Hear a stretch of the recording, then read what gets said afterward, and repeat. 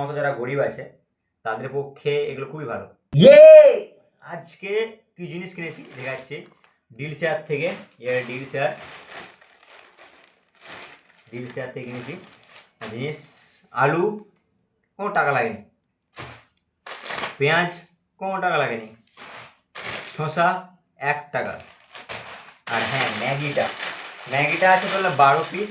12টার মধ্যে 96 টাকা না 94 টাকা নিয়েছে টোটাল। 10 টাকা পিস লেখা আছে ম্যাগি। আর লেবু 4টের দাম 9 টাকা। আর নুনটা হচ্ছে 9 টাকা। আর ভেন্ডি ছিল, ভেন্ডিটা আমি নিইনি, অন্যজনকে দিয়ে দিয়েছি, একটা দিদিকে।